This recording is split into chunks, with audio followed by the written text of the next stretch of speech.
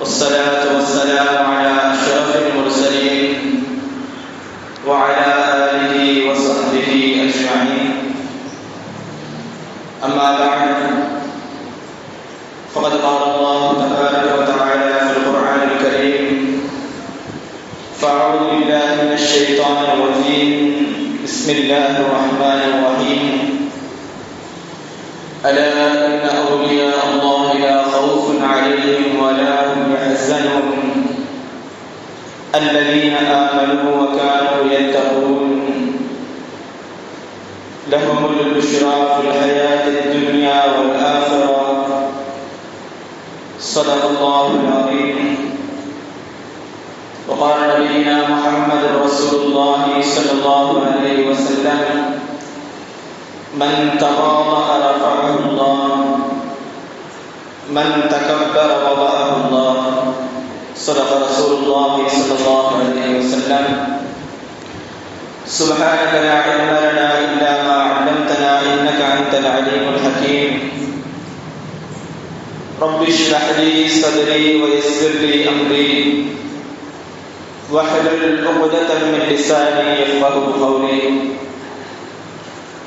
رضينا بالله ربا وبالإسلام دينا وبسيدنا محمد رسول الله صلى الله عليه وسلم نبيا ورسولا وبشيخنا محي الدين عبد القادر الجيلاني رضي الله عنه شيخا ومرشدا. الصلاة والسلام عليك يا سيدي يا رسول الله، خذ بيدي قلت حيلتي أدركني مرادي يا رسول الله، يا شفيع المذنبين. اللهم صل وسلم وبارك عليه. يا سيدي سندي غوثي ويا مددي، كلي ظهيرا على الأعداء بالمدد، مجير إرضي وخذ بيدي مدى مددي، خليفة الله فينا محي الدين. புகழனைத்தும் ஏகவல்லோனாம் அல்லாஹ் ஒருவனுக்கே உரித்தாக. அவனின் சாந்தியும் சமாதானமும் நம் உயிரினும் மேலான உத்தம திருத்தூதர் ஹாத்தமுல் அன்பியா முஹம்மது ரசூலுல்லாஹி ஸல்லல்லாஹு அலைஹி வஸல்லம் அன்னவர்களின் மீதும், அன்னவர்களின் சத்திய வழியை சற்றும் சருகாமல் பின்பற்றிய சத்திய சஹாபாக்கள், தாபீகள், தப தாபீகள், நல்லவர்கள், நாதாக்கள், ஷுஹதாக்கள், வலிமார்கள், குறிப்பாக ஜும்ஆவுடைய கடமையை நிறைவேற்றுவதற்காக வேண்டி முன்கூட்டிய வருகை தந்திருக்கும் நம் அனைவரின் மீதும் அல்லாஹ்வின் அன்பும் அருளும் சலாத்தும் சலாமும் என்றென்றும் நம் அனைவரின் மீதும் உண்டாவதாக. ஆமீன். சங்கைக்குரியவர்களே, நாம் இருக்கக்கூடிய இந்த ஜும்ஆ ஜமாதுல் அவ்வல் மாதத்துடைய 4வது ஜும்ஆவில் நாம் இருக்கிறோம். அல்லாஹ் தஆலா இந்த ஜும்ஆ நன்னாளின் பொருட்டினால் நம்முடைய எல்லா விதமான நாட்ட தேட்டங்களை, ஹாஜத்துகள் அனைத்தையும் அல்லாஹ் தஆலா நிறைவேற்றி தந்திருவானாக. நமக்கு வரக்கூடிய அனைத்து விதமான பலாய் முசீபத்துகள், நோய் நொடிகள், கண்ணேறுகள் போன்ற அனைத்து விதமான தீங்குதல்கள் அனைத்தை வெட்டும் அல்லாஹ் நம் அனைவரையும் பாதுகாத்திடுவானாக. நாம் செய்யக்கூடிய எல்லா விதமான நல்ல காரியங்களையும் அமல்களையும் அல்லாஹ் தஆலா கபூல் செய்திடுவானாக என்று நல்ல துஆவுடன் தொடங்குகின்றேன். சங்கைக்குரியவர்களே, கடந்த வாரம் சுல்தான் ஆரிஃபீன் அஸ்ஸையத் அஹ்மத் கபீர் ரிஃபாஇ ரலியல்லாஹு தஆலா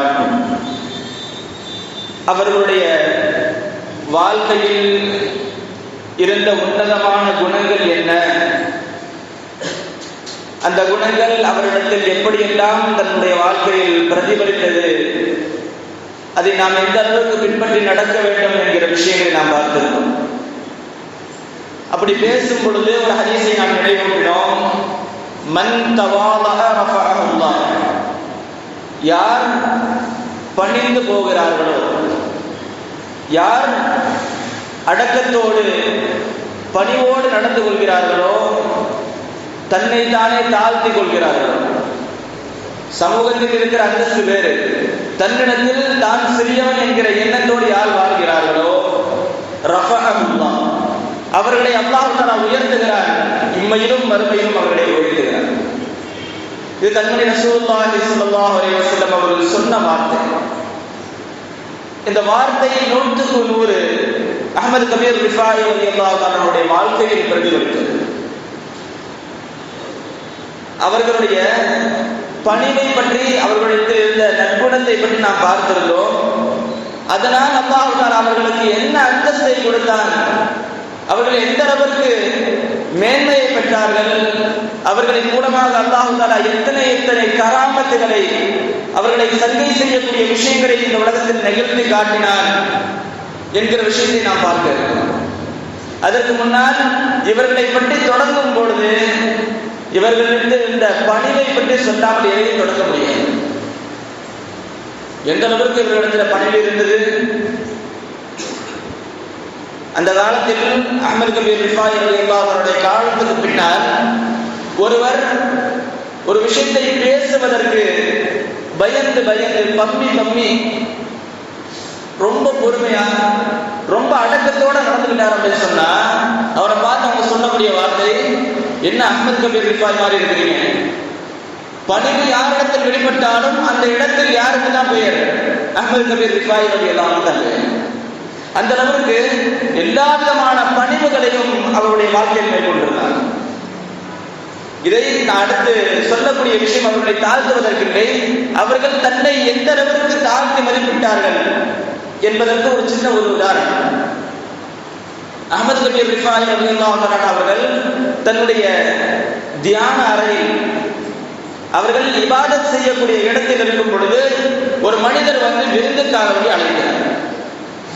அப்படி அழைக்கும் பொழுது விருந்திற்கு அழைத்தால் அதை ஏற்றுக்கொள்வது ரசூலுல்லாஹி ஸல்லல்லாஹு அலைஹி வஸல்லம் அவருடைய சுன்னத். அதோடு மட்டும் இல்லாமல் இவர்களுடைய தரீகாவுடைய அடிப்படையும் இருந்தார், யார் எதை கொடுத்தாலும் ஏற்றுக்கொள்வது என்று. அவர்கள் அழைக்கிறார்கள், அழைத்த பிறகு விருந்துக்கு போகிறாங்க. அஹ்மத் கபீர் ரிஃபாயி ரலியல்லாஹு போய் அவங்க வீட்டுக்கு போனவன கூப்பிட்டவங்க சொன்னாரா, இன்னைக்கு விருந்து என்ன போயிட்டு வாங்க அப்படின்னா. வீட்டுக்கு விருந்துக்கு கூப்பிட்டு கூப்பிட்டவர் விருந்து இல்ல சாப்பாடு என்ன போயிட்டு வாங்க சொல்லி அனுப்பிட்டார். இது முறையா? முறை இல்லை. இதே நமக்கு நடந்திருந்தால் என்ன செய்திருப்போம்? ஆனால் அடுத்த முறை மீண்டும் வந்து அதே நபர் அழைக்கிறார், வீட்டுல விருந்து வச்சிருக்கிறேன் வாங்க. இரண்டாவது முறை அழைக்கப்படும் பொழுது அந்த இடத்தில் அஹ்மத் கபீர் ரிஃபாயி ரலியல்லாஹு தஆலா அவர்கள் முகம் சுருங்கவே இல்லை, வர போங்க அப்படின்னு.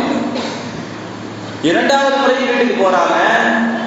இரண்டாவது முறை வீட்டுக்கு போனாலும் அந்த நபர் செய்த வேலை, சாப்பாடு இல்லை போயிடுவாங்க. ஏதோ இவங்க வீட்டு தேடி வந்த மாதிரி சாப்பாடு என்ன போயிடுவாங்க அப்படின்னு சொல்லி அனுப்புறாங்க. இதை பார்த்து கொண்டு பொறுமையா போயிட்டாங்க. மூன்றாவது முறையும் அவர் வந்து அழைக்கிறார், வீட்டுல விருந்து வச்சிருக்கிற வாங்க. ஒரு பதிலுமே இல்லை, வரமா போங்க. மீண்டும் வருகிறார்கள் அஹ்மத் கபீர் ரிஃபாயி ரலியல்லாஹு தஆலா அவர்கள். மீண்டும் வந்த இடத்தில் அதே மாதிரி செய்கிறார் அந்த நபர். வீட்டுக்கு பக்கத்துல வந்தவங்க சாப்பாடு இல்லை, இன்னொரு நாள் பார்த்துக்கலாம் போயிடுவாங்க. 3 தடவை முடிஞ்சிருச்சு. 4வது முறையும் அதே மாதிரி ஒரு விஷயத்தை செய்யறாரு, கூப்பிடுறாரு. கூப்பிட்டு 4வது தடவை உள்ள வரும் பொழுது அந்த மனிதர் உள்ள கூப்பிட்டு சாப்பாடை உட்கார வைக்கிறார்.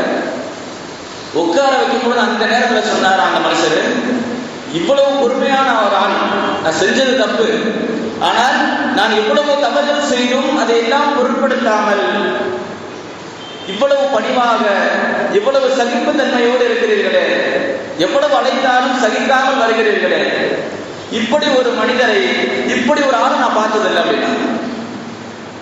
இதை கேட்டு அஹ்மத் கபீர் ரிஃபாயி ரலியல்லாஹு அன்ஹு சொன்னாங்களா, உண்மையிலேயே என்ன மாதிரி ஒரு ஆள் பார்த்தது இல்லையா நீங்க அப்படின்னு கேட்கிறேன். இல்லை, உங்களை மாதிரி ஒரு ஆளை நான் பார்த்ததே கிடையாது. ஏப்பா நீ நாயை பார்த்தது இல்லையா? பணிவினுடைய அடையாளம் இது. ஏப்பா நீ நாயை பார்த்தது இல்லையா? அந்த நாய் தன்னுடைய எஜமானன் என்னதான் விரட்டினாலும் அவன் அடைக்கும் பொழுதெல்லாம் மீண்டு வருகிறது. என்னை விட அந்த நாய் உயர்ந்தது நாங்கள். இதுதான் பணிவுடைய உச்சம். இதை சொல்லாமல், இந்த பணிவை அவர்களை பற்றி பேசும் பொழுது இந்த பணிவை சொல்லாமல் எந்த விஷயத்தையும் பேச முடியாது. அல்லாஹ் அந்த பணிவை நம்முடைய வாழ்க்கையில் தந்திடுவாராக. அந்த பணிவின் மூலமாக அவர்கள் அடைந்த அந்தஸ்துகள் வேறு. அவர்கள் எந்த விதத்தில் மக்களை அணுகினார்கள், எந்த விதத்தில் மக்களிடத்தில் நடந்து கொண்டார்கள் என்று சொன்னால், இன்றைய காலத்தில் எத்தனையோ விஷயங்களை சொல்லி சொல்லி தாவா செஞ்சு அழைக்க வேண்டியதாக இருக்குது இஸ்லாத்தின் பக்கம். ஆனால் முன்னோர்களுடைய வாழ்க்கை முறை, நடைமுறை எப்படி இருந்தது? அவர்கள் செய்கிற செயல்களை பார்த்தே மாற்று மதத்தவர்கள் ஈர்க்கப்படுவாங்க. சில விஷயங்கள் நடக்கும், அதை பார்த்த உடனே இப்ப நம்மகிட்ட இந்த மார்க்கத்தில், நம்முடைய மார்க்கத்தில் இந்த விஷயம் இல்லையே, இது சிறந்த விஷயமா இருக்குதுன்னு சொல்லி இஸ்லாமியர்கள் செய்யக்கூடிய செயல்களை பார்த்து இஸ்லாத்துக்கு வந்தவங்க நிறைய பேர் இருக்கிறாங்க. அதில் அஹ்மது கபீர் ரிஃபாயி ரலியல்லாஹு அன்ஹுடைய செயல்களை பார்த்து இஸ்லாத்திற்கு வந்தவர்கள். அவர்களுடைய அணுகுமுறையை வைத்து எத்தனையோ யகூதிகள், எத்தனையோ நசரானிகள், இன்னும் எத்தனை மாற்று மதத்தவர்கள் இருக்கிறார்களோ அத்தனை பேரும் அவர்களுடைய செயல்பாடுகளை, அவர்களுடைய அணுகுமுறைகளை பார்த்து இஸ்லாத்துக்கு வந்திருக்கிறார். ஒருமுறை அஹ்மது கபீர் ரிஃபாயி ரலியல்லாஹு அன்ஹு அவர்கள் சுபுவுடைய நேரம், சுபுவுடைய வாக்கு சொல்லப்பட்டு விட்டது.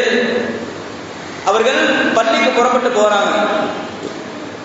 புறப்பட்டு போனா பள்ளியில இருக்கிறவங்க எல்லாம் தன்னுடைய முரீதீன்கள், இவங்க தான் போய் தொழு வைக்கணும். அப்படி புறப்பட்டு போகும் பொழுது வழியில ஒரு ஆள் மறிக்கிறார். அதாவது ஃபஜ்ருடைய நேரத்தில், இருட்டுடைய நேரம். அப்போ ஒரு ஆள் மறைச்சு நிற்கிறார். ஒரு யகூதி, ஒரு முஸ்லிமை துன்புறுத்துவதற்காக அந்த நோக்கத்தில் ஒரு யகூதி, இவங்க தான் ஷேக் அப்படிங்கிறது தெரியாம, அஹ்மது கபீர் ரிஃபாயி ரலியல்லாஹு அன்ஹு தெரியாம மறைச்சு நிற்கிறார். அப்படி மறைச்சு நிற்கும் பொழுது எதுவுமே பேசல. அதே நம்மகிட்ட நடந்திருந்தா, ஒரு ஆள் நம்மளை மறைச்சிருந்தா, நான் யார் தெரியுமா, எங்க இருந்து வர தெரியுமா, என்னை விடலனா நீ என்னாக தெரியுமா அப்படின்னா நம்ம பேசுவோம். அவ்வளவு அந்தஸ்தை, அவ்வளவு முரீதீன்களை, கிட்டத்தட்ட சொல்ல போனா கிதாபுகள் எழுதுற ஒரு விஷயம், அவர்களுடைய கலீஃபாக்கள் மாத்திரம் 1,80,000 பேர். அவருடைய கலீஃபாக்கள் மாத்திரம் 1,80,000 பேர் அப்படின்னு சொன்னா அவர்கள் எத்தனை பேருக்கு நேர்வழி காட்டியிருப்பார்கள், அவர்கள் பின்னாடி எத்தனை பேர் இருப்பாங்க. அப்படி இருந்தும் கூட அந்த யகூதி மறிச்சவன் எதுவுமே பேசாம நிற்கிறாங்க. நின்று, அதாவது கொஞ்ச நேரம் விடியும் பொழுது வெளிச்சம் வரும் இல்லையா, வெளிச்சம் வரும் பொழுது முகத்தை பார்க்கிறாரு அந்த யகூதி. அந்த முகத்தை பார்த்த உடனே ஐயோ ஷேக் ஆச்சேங்க, இவங்களை போய் மறிச்சிட்டவங்க அப்படின்னு திகச்சு போய் நிற்கும் பொழுது எதுவுமே பேசல. அஹ்மது கபீர் ரிஃபாயி ரலியல்லாஹு அன்ஹு கூப்பிட்டு சொன்னாங்களா, நீங்க பயப்படாதீங்க, இங்க நடந்த விஷயத்தை யார்ட்டையும் சொல்லாதீங்க. இப்படி இங்க நடந்த விஷயத்தை நீங்க வெளியே சொன்னீங்கன்னு சொன்னா அது உங்களுக்கு ஆபத்து. அதனால இது யார்கிட்ட சொல்லாதீங்க. சரி, உங்க வீடு எங்க இருக்குது, குடும்பத்தை விசாரிக்கிறாங்க, நீங்க எத்தனை பேர்? அவர் சொன்னாரு, நான், எனக்கு ஒரு மனைவி, 6 குழந்தைங்க இருக்கிறோம். இதை கேட்டுட்டு போயிட்டாங்க. போனா எல்லாரும் காத்திருக்கிறாங்க. அஹ்மது கபீர் ரிஃபாயி ரலியல்லாஹு அன்ஹு அவர்கள் வந்து தொழுகை நடத்த வேண்டும். லேட்டா வந்தவங்க சொன்னாங்களா, மன்னிச்சுக்கோங்க, நான் சபையை பார்த்து சொன்னாங்க, நான் வர்றதுக்கு தாமதம் ஆயிடுச்சு, என்னுடைய தப்பு, மன்னிச்சுக்கோங்க அப்படின்னா மன்னிக்க சொல்லிட்டு தொழுகை நடத்துறாங்க. முடிச்ச பிறகு அவர்களுக்கு அவருடைய கான்காவில் இருக்கக்கூடிய பொருட்களை பாதுகாக்கக்கூடிய ஒரு பொறுப்பாளர் அவர்கள் கூப்பிட்டு சொன்னாங்களா, இந்த மாதிரி ஒரு இடத்துல இந்த ஒரு யகூதி, அவருக்கு ஒரு மனைவி, 6 குழந்தைங்க, இவர்களுக்கு ஒரு வருஷத்துக்கு என்ன சாப்பாடு கொடுக்கணுமோ, அவர்களுக்கு என்ன வாழ்வாதாரம் இருக்கிறதோ அதை அனைத்தையும் கொண்டு போய் கொடுங்க. அவர் மறிச்சது எதுக்கு? கொள்ளை அடிக்கிறதுக்கு, நோயினை தர்றதுக்கு. அதனால் பதிலுக்கு இவங்க என்ன செஞ்சாங்க தெரியுமா, ஒரு வருஷத்துக்கு என்ன தேவையோ எல்லாத்தையும் கொண்டு போய் கொடுங்க. கொண்டு போய் கொடுத்துட்டு சொன்னாங்க, அவர்கிட்ட யாருக்கும் தெரியாதவாறு அவர்கிட்ட போய் சொல்லுங்க, நீங்க என்னை பார்த்த உடனே, வெளிச்சம் வந்த உடனே என்னை பார்த்தீங்க, அப்படி பார்க்கும் பொழுது உங்களுக்கு ஒரு பயம் வந்துச்சு இல்லையா, அந்த பயத்திற்கு பகரம் தான் இது. உங்களுக்கு நான் நோவினை தந்ததன் காரணமாக அதற்கு பகரம் தான் இது, இதை நீங்கள் வைத்துக் கொள்ளுங்கள் என்பதாக சொல்லிட்டு வாங்க அப்படின்னா. இந்த நடவடிக்கையை பார்த்த அந்த யகூதி குடும்பத்தோடு இஸ்லாத்துக்கு வந்தார். இப்படி பல்வேறு விதமான நிகழ்வுகளை நாம் சொல்லிக்கொண்டே போகலாம். இவர்களுக்கு முஹையத்தீன் அப்துல் காதிர் ஜீலானி ரலியல்லாஹு அன்ஹு அவர்களோடு ஒரு நெருங்கிய தொடர்பு. எந்த அளவுக்குன்னு சொன்னா, முஹையத்தீன் அப்துல் காதிர் ஜீலானி ரலியல்லாஹு அன்ஹு சொல்லுவாங்களா, அவருடைய தாய் ஃபாத்திமா ரலியல்லாஹு அன்ஹா, அவருடைய தாய் எனக்கு சகோதரி முறை, வயசுல எனக்கு சகோதரி மாதிரி. அப்போ அந்த சகோதரியுடைய மகன் அஹ்மத் கபீர் ரிஃபாயி ரலியல்லாஹு அன்ஹு எனக்கு மருமக மாதிரி அப்படின்னா, எப்படி எப்போ கூப்பிட்டு சொன்னாலும் அவரை பத்தி பேசினாலும் என்னுடைய மருமகன் அப்படின்னு சொல்லி தான் பேசுவாங்க. இப்படி முஹைதீன் அப்துல் காதிர் ஜீலானி ரலியல்லாஹு அன்ஹு அவர்கள் இவர்களோடு இவ்வளவு அந்யோன்யத்தை பேண இருக்கிறார்கள். இவ்வளவு பொறுமையாக இருந்த அஹ்மத் கபீர் ரிஃபாயி ரலியல்லாஹு அன்ஹு யார் எனக்கு என்ன செஞ்சாலும் பரவாயில்ல,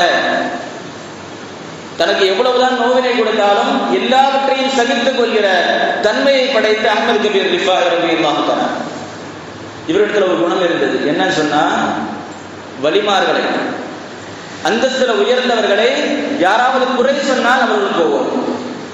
தன்னை பத்தி யார் என்ன சொன்னாலும் பரவாயில்ல, எவ்வளவு திட்டினாலும் பரவாயில்ல, அந்தஸ்தில் உயர்ந்தவர்களை வலிமார்களை பற்றி யாராவது குறை சொன்னாலும் இவங்களுக்கு போவோம். இவருடைய கராமத்தினுடைய விஷயத்துல இந்த விஷயத்தையும் எழுதுறாங்க. என்ன அப்படின்னா, இவர்களுடைய பாடசாலையில ஒரு ஆள் பகதாதுக்கு போயிட்டு வர்றாங்க. பகதாதுக்கு போயிட்டு முஹைதீன் அப்துல் காதிர் ஜீலானி ரலியல்லாஹு அன்ஹு பார்த்துட்டு அவங்கள்ட்ட என்ன நடந்தது, எப்படியெல்லாம் நடந்துக்கிட்டாங்க அப்படிங்கிற விஷயத்தை வந்து சொல்றாங்க. அப்படி சொல்லிட்டு இருக்கும் பொழுது சில பேர் இருப்பாங்க இல்லையா, மற்றவங்களுடைய விஷயத்தை இங்க வந்து பேசினா கோவம் வந்துடும். மற்ற அரசியல், உதாரணத்துக்கு 2 அரசியல் கட்சி இருக்குது, மற்ற கட்சியை பத்தி இங்க வந்து பேசினா நமக்கு கோவம் வந்துடும் இல்லையா? அதே போன்று முஹைதீன் அப்துல் காதிர் ஜீலானி ரலியல்லாஹு அன்ஹு நடந்த விஷயங்களை கொண்டு வந்து இன்னைக்கு பேசும் பொழுது ஒரு மனுஷன் வந்தார், வந்து சொன்னாரு, அங்க இருக்கிற விஷயத்துல இங்க பேசக்கூடாது அப்படின்னு. அங்க இருக்கிற விஷயத்தான் இங்க கொண்டு வந்து பேசக்கூடாது அப்படின்னு சொன்ன உடனே இதை கேட்டுட்டு இந்த அஹ்மத் கபீர் ரிஃபாயி ரலியல்லாஹு அன்ஹு அந்த வார்த்தையை கேட்ட உடனே அவளுக்கு வந்து கோபத்துக்கு அளவில்லை. எந்த அளவுக்குன்னா, அவருடைய கண்கள் சிவந்துருச்சு. அந்த சிவந்த கண்களோட இப்படி பார்த்தாங்க. பார்த்த உடனே வாங்கி போட்டுக்கிறோம்.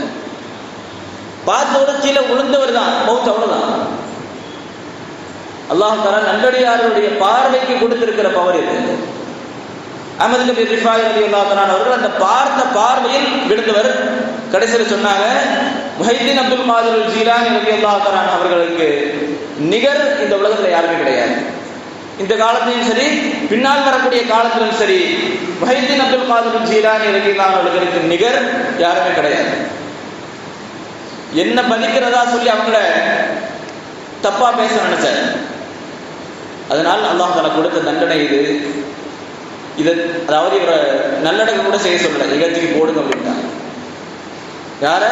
வலிமார்களை, முஹைதீன் அப்துல் காதிர் ஜீலானி ரலியல்லாஹு அன்ஹு அவர்களை தவறாக பேச நினைத்து பேசக்கூட இல்லை. அங்க இருக்கிற விஷயத்தை இங்க பேசக்கூடாதுன்னு தான் சொன்னார்.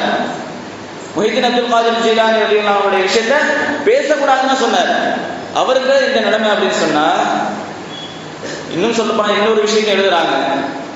இவருடைய சபையிலிருந்து, அஹ்மத் கபீர் ரிஃபாயி ரலியல்லாஹு அன்ஹுடைய சபையிலிருந்து ஒரு மனிதர் முஹைதீன் அப்துல் காதிர் ஜீலானி ரலியல்லாஹு அன்ஹு பார்க்க போறேன் அப்படின்னா, அவங்களை பார்த்துட்டு வர்றாங்க அப்படின்னு சொல்லி கேட்கும் பொழுது இவர்கள் சொன்ன வார்த்தை, நீங்க பகதாதுக்கு போயிட்டீங்க அப்படின்னு சொன்னா, பகதாதுக்கு ஒரு வேலையா போறீங்க அப்படின்னு சொன்னா, முஹைதீன் அப்துல் காதிர் ஜீலானி ரலியல்லாஹு அன்ஹு பார்க்காம இந்த விஷயத்தை தொடங்கக்கூடாது. அவர்களை பார்த்து விட்டு தான் உங்களுடைய வேலையை தொடங்கணும். ஏன் சொன்னா, அல்லாஹ் தஆலா இந்த உலகத்தில் ஒரு ஆளை கண்ணியப்படுத்தி வைத்திருக்கிறான் என்று சொன்னால் அவர்களுடைய நேசர்களும் அவரை கண்ணியப்படுத்தணும் அப்படிங்கிறது தான் அல்லாஹ்வுடைய நீதி. முஹைதீன் அப்துல் காதிர் ஜீலானி ரலியல்லாஹு அன்ஹு பார்க்காம உங்களுடைய வேலைக்கு போகக்கூடாது. ஒரு வேளை நீங்கள் அவர்களை சந்திக்காமல், அவர்களிடத்துல போய் முசாஃபா செய்யாமல், ஜியாரத் செய்யாமல், அவர்களை விட்டுவிட்டு நீங்கள் உங்களுடைய வேலையை தொடங்குனீங்க அப்படின்னு சொன்னா, இறைவனிடத்தில் எந்த அந்தஸ்தை நீங்கள் பெற்றிருந்தாலும் அவங்களுக்கு போயிருக்கும். விலாயத்தை பெற்றிருந்தாலும் அந்த விலாயத் உங்களிடமிருந்து பறிக்கப்படும் என்பதாக அஹ்மத் கபீர் ரிஃபாயி ரலியல்லாஹு அன்ஹு சொல்கிறார். இதை வச்சே ஒரு விஷயத்தை எழுதுறாங்க. ஒரு ஊருக்கு நம்ம போகும் பொழுது அங்க இருக்கக்கூடிய சாலிஹீன்களை யார் இருக்கிறாங்க அப்படிங்கிறது தெரியலையா, போன உடனே இங்க இருக்கிற இந்த ஊரில் அடக்கமாக இருக்கிற நல்லவர்களுக்கு, சாலிஹீன்களுக்கு சலாம் சொல்லிட்டு தான் உள்ள போகணும். இமாம் சுயூத்தி ரஹ்மத்துல்லாஹி அவர்கள் எழுதுற வார்த்தை, யார் இறை நெருக்கத்தை வேண்டி இருக்கிறார்களோ அவர்கள் இறை நேசர்களை நெருங்க வேண்டும், அவருடைய நன்மதிப்பையும் பெற வேண்டும். அதனால் நீங்க எந்த ஊருக்கு போனாலும் சரி, அந்த ஊரில் இருக்கக்கூடிய சாலிஹீன்களை சந்தித்து விட்டு தான் மறுவேலை பார்க்கணும். அதற்கடுத்ததாக இவர்களுடைய கராமத்துகளை பற்றி எழுதும் பொழுது இன்னொரு விஷயத்தை எழுதுறாங்க. முஹிதீன் அப்துல் காதிர் ஜீலானி ரலியல்லாஹு அன்ஹு சொன்ன வார்த்தை, எனக்கு பின்னால் ஒரு குத்துபு இருக்கிறார் என்று சொன்னா அது அஹ்மத் கபீர் ரிஃபாயி ரலியல்லாஹு அன்ஹு. அந்த குத்துபு எந்த அளவுக்கு அந்தஸ்தை பெற்றிருக்கிறார்கள் என்கிற விஷயத்தை சில கராமத்துகளின் மூலமாக,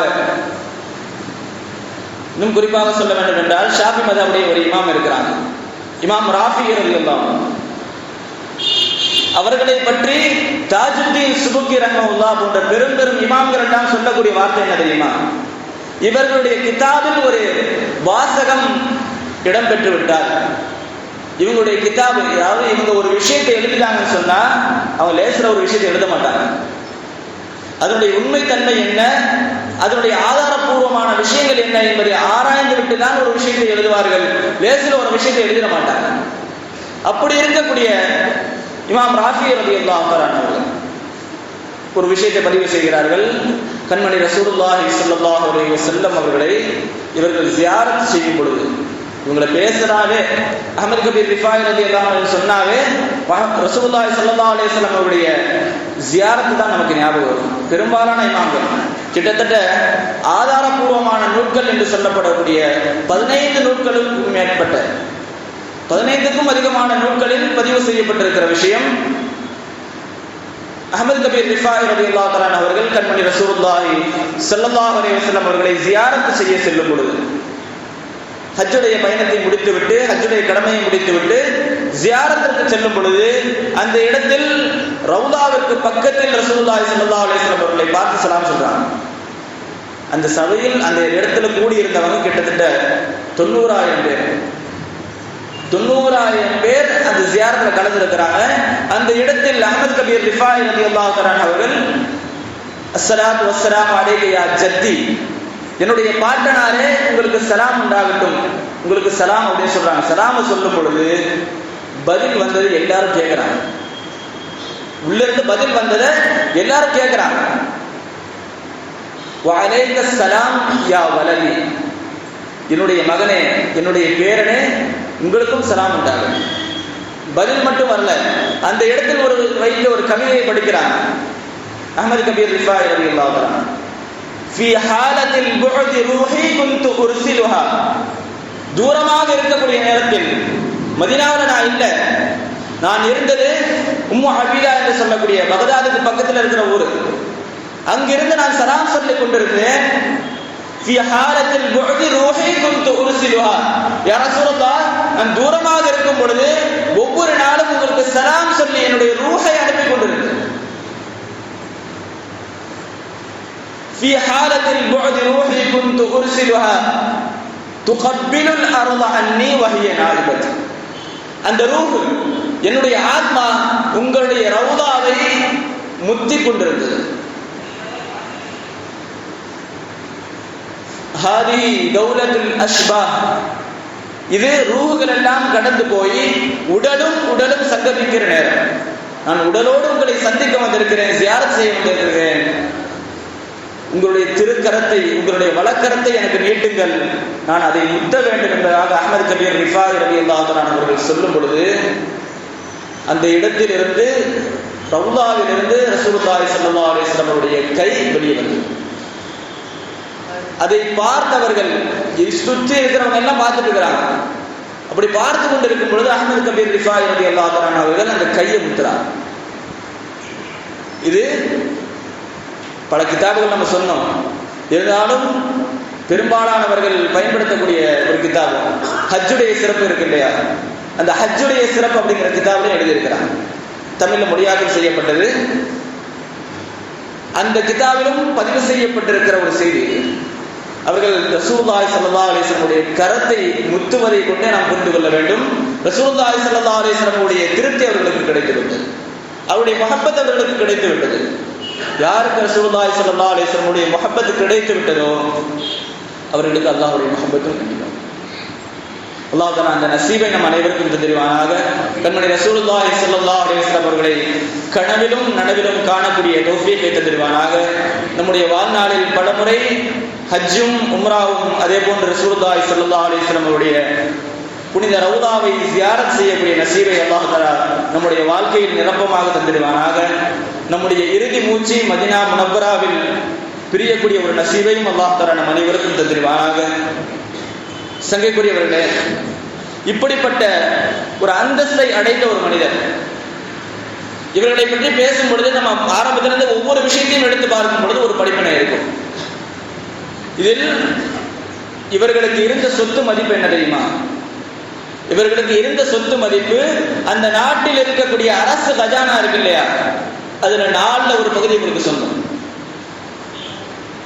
அவர்கள் இருந்த நாட்டில் அரசு கஜானாவில் 4 ஒரு பகுதி இவர்களுக்கு சொந்தம் அப்படின்னு சொன்னா எவ்வளவு பெரிய செல்வந்தரா இருந்திருக்காங்க. ஆனால் அவர்கள் சாப்பிடக்கூடிய சாப்பாடு என்ன தெரியுமா? ஒரே ஒரு ரொட்டி, அதுவும் காஞ்சி போன ரொட்டி. சாப்பாடுல 2 வகையா, நம்ம சால்னா ஒரு சால்னா வச்சா நம்ம சாப்பிடுறது கஷ்டமா இருக்குது. அதே நேரத்தில் இன்னொரு விஷயத்தையும் செய்வாங்க, சூடான ஒரு விஷயத்தையும் சாப்பிட மாட்டாங்க. ஆறி போனதுதான் அது சாப்பிடும் பொழுது சொல்லுவாங்க, என் பாட்டனார் ரசூலுல்லாஹி ஸல்லல்லாஹு அலைஹி வஸல்லம் சொன்னாங்க, சூடான விஷயத்தை நீங்க சாப்பிடாதீங்க அப்படின்னு. ஆனா நம்முடைய வாழ்க்கை அப்படி இல்லையே. ஆறி போச்சுன்னா சாப்பிட மாட்டோம், சூடு பண்ணி கொண்டு வாங்க. இதுதான் நம்முடைய வாழ்க்கை. ஹதீஸை வச்சு நம்ம வாழ்க்கையை நடத்தி பார்க்கிறோமா? சற்று யோசித்து பார்க்க வேண்டும். ஹதீஸை வச்சு நம்முடைய வாழ்க்கை இருக்கிறதா? ஹதீஸை வச்சு நம்மளுடைய வாழ்க்கை இல்லை. அதை ஹதீஸை கொண்டு வந்தா நடைமுறைக்கு சாத்தியம் இல்லை ஹஜ்ரத் அப்படின்னு போயிடும். நடைமுறையில சாத்தியம் இல்லை, நான் சூடாதான் சாப்பிடுவோம் அப்படின்னு. ஆனால் அவருடைய வாழ்க்கை ரசூலுல்லாஹி ஸல்லல்லாஹு அலைஹி வஸல்லம் வாழ்க்கையா இருக்கு. நம்ம ஒரு வேலையை செய்யறதுக்கு முன்னாடி சரி இதை அரசு செஞ்சு கொடுத்தா நல்லா இருக்குமே அப்படின்னு நினைப்போம். இன்னும் குறிப்பா சொல்லணும்னா மதரசாக்கள்ல பாத்தீங்கன்னா உங்களுக்கு தெரிய வரும், ஒரு உஸ்தாதுடைய துணியை ஒரு மாணவர் எடுத்து துவைச்சு கொண்டு வருவார், ஹிதுமத் செய்வான், பணிவிடை செய்வார். அதற்கு அல்லாஹ் தஆலா கூலி வச்சிருக்கிறார், அது வேற விஷயம். ஆனால் இவர்கள் இவ்வளவு சொத்துக்களை வைத்திருந்தும் எல்லா சொத்துக்களையும் ஏழை எளிய மக்களுக்கு தர்மம் செய்யணும். இவங்க எதையுமே அனுபவிக்கல. இன்னும் சொல்ல போனா இவங்க போட்டிருக்கிற துணியை இவங்க தான் துவைப்பாங்க. இவங்க பேசிட்டு இருக்கும் பொழுது இவங்களுடைய சபையில் தாகம் எடுக்கிற மாதிரி எடுச்சு அப்படின்னு சொன்னா, ஒரு கணை கிடைச்சோம் அப்படின்னா சரி தண்ணி வேணும் போல தெரியுது அப்படின்னு எடுத்துட்டு கொண்டு வந்து கொடுத்துருவாங்க. அதனாலேயே அந்த மாதிரி ஒரு சூழ்நிலை வரும்போது என்ன பண்ணுவாங்க அப்படின்னா, கொஞ்ச நேரம் இருக்குன்னு சொல்லி எந்திரிச்சு போயிடுவாங்க. போய் அவங்களே தண்ணி குடிச்சு உட்காருவாங்க. இதை பார்த்து கொண்டு இருக்கக்கூடிய மாணவர்கள் சொல்லுவாங்க, உஸ்தாத் அவர்கள் நீங்க சொல்லியிருந்தா நான் கொண்டு வந்து குடிச்சிருக்கோம் இல்லையா? பல நேரங்கள்ல இவங்களே ஆத்துல இறங்கி துணி துவைச்சு துணியை தன் கையை பிடிச்சி காய வச்சு அதே துணியை போட்டுக்குவாங்க. ஆடம்பரமான துணிகள்லாம் போடல அவங்க. அப்படி அந்த சூழ்நிலைகளை எல்லாம் பார்த்து வளர்ந்த அந்த மாணவர்கள், நீங்கள் சொன்னா நாங்க செஞ்சிருவோமே அப்படின்னு சொல்லி கேட்கும் பொழுது அவங்க சொன்ன பதில் என்ன தெரியுமா? நானே ஒரு ஊழியன், நான் அல்லாஹ்வுக்கு வேலைக்காரன், அப்படி இருக்கக்கூடிய இந்த ஊழியனுக்கு இன்னொரு ஊழியன் தேவையில்லை அப்படின்னா, நானே வேலைக்காரன் எனக்கு ஒரு வேலைக்காரனா அப்படின்னு கேட்கிறாங்க.